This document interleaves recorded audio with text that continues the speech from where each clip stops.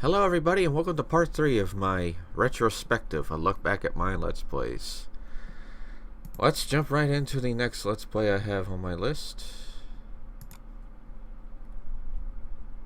Where was it? I think I had it here. There we go. LP number 16. Okay, let me clear up some things. Yeah. The very first playthrough of Oracle of Seasons. Oh man. Again, just like with Ages, this was going to be a series I started, and where I would do all of the Oracle games by linking them together and then linking them together again. In this case, since this was the first playthrough, Oracle of don't need to hear me twice. Oracle of Ages was first, then Seasons, and then I would do Seasons again, and then Ages again. The first playthrough of Seasons, seem to recall myself having problems with Seasons back then, and if you guys see my cat in the background, there's nothing I can do. He's taking over my room now. But anyway, but yeah, Seasons was always the one I had the most trouble on. I always liked Ages better, and when it came to Seasons, I was really quite nervous with how things were. Man, just seeing this just sort of reminds me just how much fun I had with the Oracles back then. I still do have fun with Oracles today, and I finally managed. Last week I said I wouldn't know if I ever get my fourth playthrough ready. It's actually in progress now. I managed to finally get progress going. First playthrough of Oracle Seasons, fun. But what happened next is pretty much the beginning, and we come back to it again, surprisingly. The second playthrough of Oracle of Seasons. This was when I started having guests in my projects. I think. Well, other than besides having Wayne in it. Second playthrough was just getting all those rings. Yeah, having put in all the codes is just so annoying. Just having to do that and everything.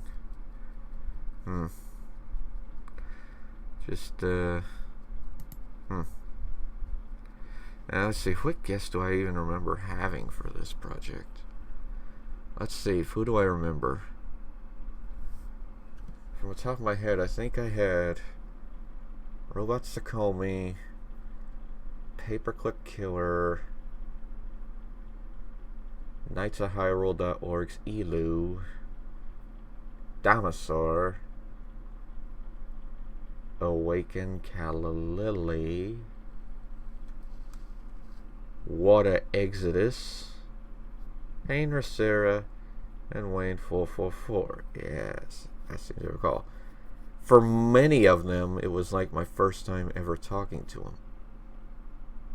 Well, actually, Elu was this was the first time I ever met her too. For those that don't know, she has a website called knightsofhyrule.org where they talk a whole lot about Zelda and everything. And they used to have a mailbag series on YouTube, but I don't think they're in progress of that anymore. Well, yeah, this is just the beginning of what could come, and it continues to grow, and it got a little better in the next one. But before I ever went on to Ages, I came to this game next. The very first Teenage Mutant Ninja Turtles game. A game near and dear to my heart. Why? Because like I said in the Let's Play, I always had a hard time beating this game. As a child, yes, I could never beat this game as a child. I would get further and further, but I just would never beat it. Until when the game finally came on Wii's Virtual Console, I got it, of course, and managed to beat it. And not only did I manage to beat it, but the words of doom, game over, did not appear. I actually did not lose all 4 turtles in that playthrough. Just like I did lose one turtle in this playthrough. I lost Raph. I could have rescued him in the final level, but I wasn't going to. I'm still amazed to this day on how well I played this game. it's very rare for someone to ever LP this because they think it's just so freaking difficult that no one will ever try it. But it was the only Ninja Turtles game that I played. I didn't play anything else. Granted, I have played the arcade version on Xbox Live, but as far as NES ones, this was it. I didn't play anything else. Man. Do I dare to go back to this game and play it again just to see if I still got it? I don't know. I'm still amazed on how well I did. Man. Wow. Wish I had gotten the other levels for this, but oh well. Seeing all the trouble I had too and everything. This LP was just so fun. And I didn't label it by parts. I labeled it by what area and what part altogether I did. And I probably should have done a little better than that. Like I was treating this as a full walkthrough. Man. Good times. Good times. And after taking a break from the Oracles, I decided to return and do Oracle of Ages again. With the same guest, except I had Awakened Calla Lily could not return for the 5th dungeon due to Skype conflictions, so I had to ask Elu again, and quite frankly I'm proud of that. As to this day, Awakened Calla Lily has not been... I usually don't like to call out people, but I kind of have to in this regards. I tried to get her to appear for my playthrough of Oracle of Seasons, 4th playthrough, and she was all for it and everything. But then somehow removed me from Skype, just prematurely. Like, wow. Backstab. So I can't really believe that happened. And that's what just led me to keep finding people. But Oracle of Ages again, very, very fun. I still recall just having all the good moments and everything. I think this was definitely fun. Ages, and this was the last playthrough I did before returning to it again later on in the future. For the final time that I would be doing the 4 games, well, 2 and 4 playthroughs. Still want to get that done, and then I'll never have to do these games again, guys. Just be informed. Once I finish my 4th playthrough, no more of Oracles will ever happen again. And after finally finishing the Oracles games, I decided to take a step back and play Majora's Mask again, only in a different way. What made this playthrough was different was, well, unlike the first, Wayne did not appear with me throughout this playthrough. And I limited myself on travel. The Song with Soaring was not allowed to be used. I decided to just use conventional travel. And it worked. I was quite surprised. This was a challenge I never even tried until this LP. I'm surprised I even managed to make it work. It was just so much fun. It was a good challenge for me. I mean, this is something no one would ever do. I've always heard of the 6-day challenge, like how much can you get done in one take before you lose. I just wanted to see how well I can do it if I did not have the magic of warping. Like if this was actually somebody trying to do things, I want to say legit, because we don't have warping here. We don't have teleporting or anything like that. But yeah, this was definitely so much fun to do. It's never even been heard of, I don't think, and well, it's, considering I'm still not that big of a popular Let's Player, I don't think anybody would ever try it either. Give it a go, guys. Try doing this without the Song with Soaring. I even had thoughts of a 3rd playthrough where I would just get the best stuff but not complete the dungeon. Like, just go in the dungeon, get what I need, boom, and just go hardcore with it. I don't know. And now we come... no surprise that I would finally do this game at some point. The original Legend of Zelda. Yeah, I was just showing now my take on it, and quite frankly, I was surprised on how well I did this. I usually do not beat this game without dying. And you can see I almost died there. Oh boy. And, whoa. Oh, man, I'm even surprised how well I did.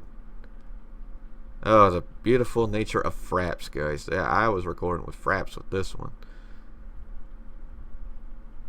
I think I was just trying to wait it out. But yeah, I did play the original Legend of Zelda. I never did play the second quest because, like I said in the LP, I've never actually played the second quest. Yeah, I never actually played the second quest. And I was always trying to hold contests to see who would want to guide me and everything. But now it's just, if I want to do the second quest, I may do it myself at some point. Yeah. Yeah, I did this without dying, too. Man, this also brings back memories of me playing this game for the first time. I did get lost. And this was just another easy project to do. One dungeon per video, just like I do much of my Zelda Classic stuff. Well, for those that can have it. Will I ever do the second quest at some point? Maybe. I'm not ruling it out, but I just don't know when. And now we come to a very important project. The Legend of Zelda, Link's Awakening DX. Oh my god. If anybody watched this LP to the very end, you heard the reason why I did this. And I'll say it again for those that don't. The first time I ever played and beat this game was with my grandpa. He had suffered a stroke, and we had put him in a hospital center. The very last day I spent with him before he passed, I spent all day in that room playing this. And I managed to beat it without dying. I didn't collect all the heart pieces, I remember that much. But just, oh man. That's why this game brings back so many memories for me. Well, a very sweet one. It's the last. I look at this and I'm like, it just reminds me of him. And even hearing the Ballad of the Windfish. That that part of it. Oh man. Oh man. It's just... Rest in peace, Grandpa. So many good memories of this. I'm so happy.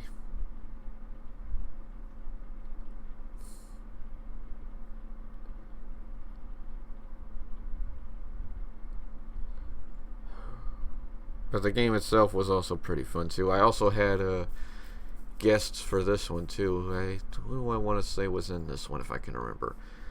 Paperclip Killer, E. Williams,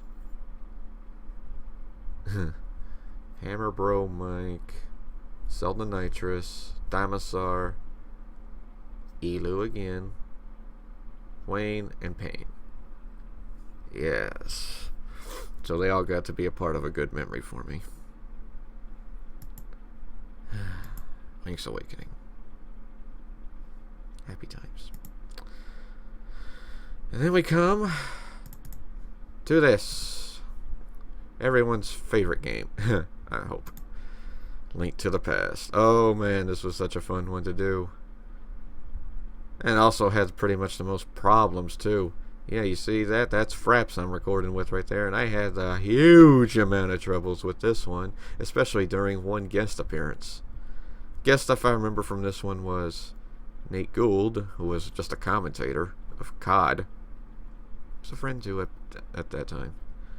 We had Zelda Nitrous, Hammer Broom Mike. Who did I have? E. Williams again. Robot Sakomi returned. Paperclip Killer, Dinosaur, Elo, Payne, and Wayne. I always save those two for last. Because they're the ones I know the longest and get along with easier. Oh man, Link to the Past was so much fun. It was Robot Sakomi's guest appearance. Now remembering that that had the most troubling. Like it would always just go really slow through. I really had the most trouble with Fraps on there. But I think I played this very well. I don't think I got any game overs. I did die, but I did have a fairy on me. Link to the Past is still good. I hear there are ROM hacks for this. It's sort of like how Zelda Classic is. But I don't know. So nothing can compare to how ZZ does. Link to the Past. Fun. And the very last Zelda project we will look at, the pinnacle of what I wanted to do for uniqueness. Cosplay Let's Play of The Legend of Zelda Skyward Sword. I kid you not, guys. I was wearing a Link costume the entire time I LP'd this quest. I wanted to do something very, very unique. This was going to be the biggest project I ever did, just because I was hoping people would watch it and just see just how unique I could be with my stuff. It ended up just being a regular Let's Play, and no one really paid much attention. There was also something behind this, guys. I uploaded it earlier than intended date because of something else. A later project that will actually become next, but we won't do in this video, guys. I was going to do a Borderlands 2 co-op project. One of them was E. Williams. However, we had Wayne in there as well. We had someone else, but I won't mention who that is. We had it all set up. We recorded like the first session. But in Williams' schedule, I really hate to call out people, but I kind of have to. Their schedule at the time for work was kind of unruly, and Wayne really wanted to record so much and play it so much that he couldn't handle that kind of thing. And it led to a fallout between me and Williams. To the point, she was aware of this project, and because she had known popular Let's Players at that time, I was afraid she would say something about this, and then they would do it, and I would definitely lose the whatchamacallit, the newness of what this was. Having some big name LPer do it instead of me, that would take away the glory of me, and I would just call foul on it. This was something I did. This is something that I created. Not the game, just this whole concept with the costume. I did this. No one else has done this. Who can say they have dressed up as a character in a game and been on camera dressing up as them, playing the game for you? I did. I just wish this was well more known. I just wish people would have enjoyed this a lot more. And it's also the last time I ever played Skyward 2. Was the finale after this.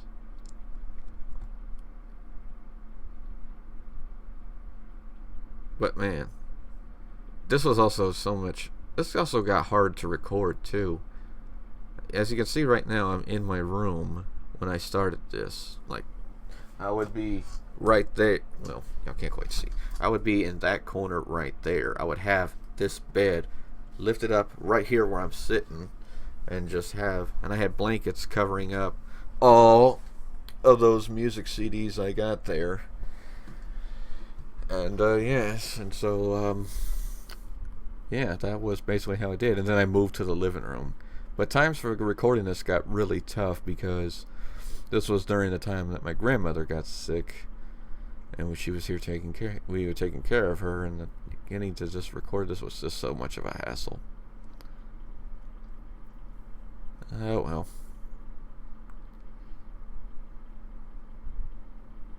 But Skyward Sword, so much fun.